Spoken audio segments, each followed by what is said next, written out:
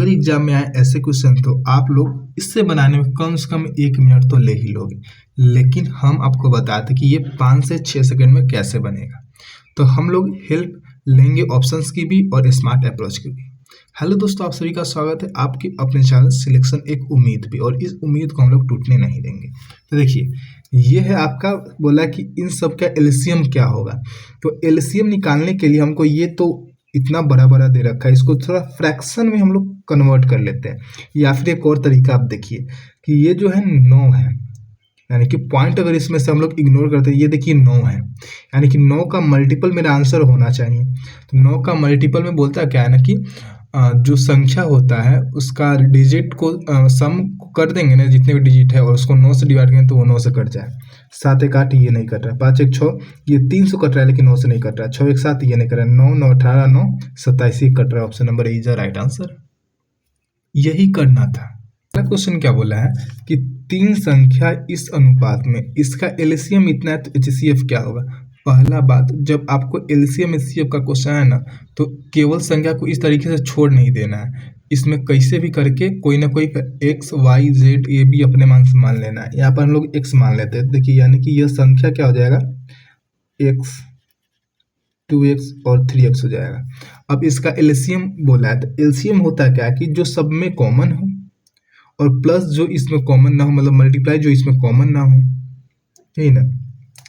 तो देखिए 3 दूनी 6 और ये आपका x इन सब में, यही ना।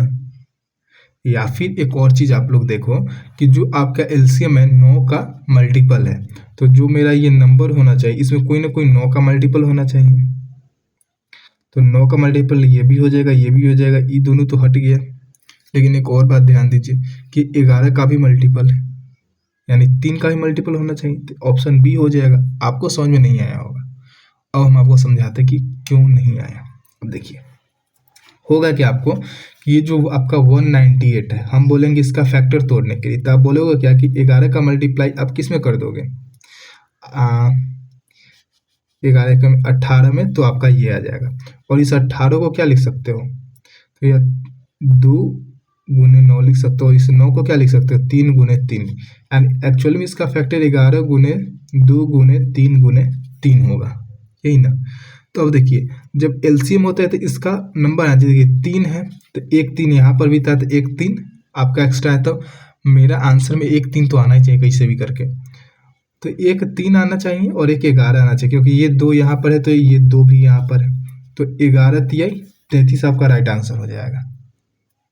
टेंशन नहीं लीजिए, इसको और तरीका से बता देते हैं। जैसे देखिए आप लोग कि 3 दूनी 6x का वैल्यू आपका 198 है, जब इसको काटिएगा तो 6 3 18 6 3 18, यानी कि आपका जो x का वैल्यू आ जाएगा कितना, 33 आ जाएगा, यही ना।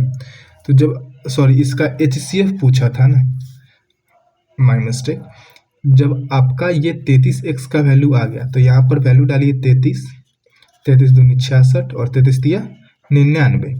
अब क्या होता है कि जो एचसीएफ होता है सबसे बड़ा नंबर जो तीनों में कॉमन हो, तो तीनों में कॉमन, इसमें 33 कॉमन है, इसमें भी 33 कॉमन है, इसमें भी 33 कॉमन है, तो एचसीएफ आपका 33 आ जाएगा। ठीक, तो आई होप कि आपको ये समझ में आ रहा होगा। अब ये जो क्वेश्चन है इसमें बोला है कि 2 संख्याओं का योग दे रखा है, उसका एलसीएम दे रखा है, और बोला है कि दोनों संख्या बताइए। तो काहे का गधा बनना, पहले योग चेक कर लीजिए, इतना है 9 5 14, 4 1 5 1 6 है, 7 7 14, 3 2 5 1 6, ये भी है 2 2 4 और 4 2 6, यहाँ पर भी सब का सब सेम है, कोई बात नहीं। एलसीएम चेक कर लेते हैं ना। एलसीएम देखिए ये 220 है, एलसीएम कितना है 220, यानी कि अगर हम लोग बात करते हैं 11 गुना 20 है, और 20 को 5 गुना 4 और 4 को 2 गुना 2 लिख सकते हैं।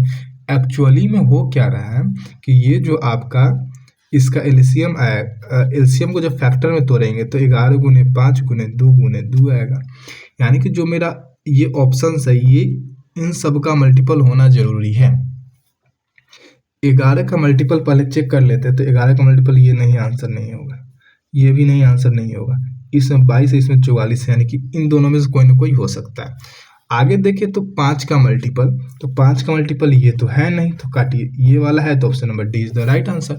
देखिए ऐसा ऐसा क्वेश्चंस को आपको छूने का जरूरत नहीं है। और बच्चे बोल रहे थे कि सेक्शन कंट्रोलर में इतने ज़्यादा हार्ड क्वेश्चन है, और ये देखो सेक्शन कंट्रोलर, इसके पहले वाला जो हमने क्वेश्चन सॉल्व करा ये भी सेक्शन कंट्रोलर का था।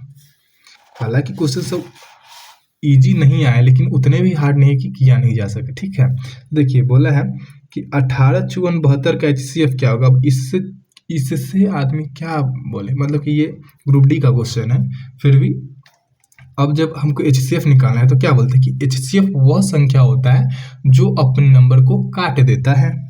तो देखिए इसमें से बड़ी संख्या कौन है जो इन तीनों को काट देता है। पहले हम लोग 27 को लेकर के चलेंगे तो 27 दूनी चाहिए, लेकिन 18 को काटेगा नहीं, काटिए, आंसर नहीं होगा। ठीक है, आई होप कि आपको समझ में आ रहा होगा। अब देखिए इसमें 18 है, 18 काट देगा, 18 ये 54 कर देगा और 72 को काट देगा, तो ऑप्शन नंबर बी का राइट आंसर हो जाएगा। आई होप कि आपको समझ में आया होगा। अगर वीडियो अच्छा लगा हो तो वीडियो को लाइक जरूर करिएगा। चैनल पे नए तो ऐसे ही वीडियो चाहिए तो चैनल को सब्सक्राइब करिएगा और वीडियो को शेयर करना नहीं भूलिएगा। और एक बात कि हम आपको बता रहे थे कि जो आदित्य रंजन सर का जो PYQ का जो रेलवे का बुक निकाले हैं, ठीक है, तो उनका जो मतलब PDF है, PDF जो कि फ्री ऑफ कॉस्ट दिए हैं सर अपने एप्लीकेशन पे। अगर आप लोग बोलिएगा तो उसका सॉल्यूशन आपको यहाँ पर दिखा दिया जाएगा अच्छे से करा करके। एक एक क्वेश्चन को मान लो कि अगर परसेंटेज से हम लोग 1 नंबर क्वेश्चन से स्टार्ट कर रहे हैं तो पूरा एडवांस तक कंप्लीट कराने की जिम्मेवारी मेरी होगी। बस आप लोग कमेंट करिएगा, तो आप शॉर्ट्स में जाकर कमेंट कर सकते हैं, आप इस वाले वीडियो के नीचे कमेंट कर सकते हैं। ठीक है, मिलता है आपको नेक्स्ट वीडियो में।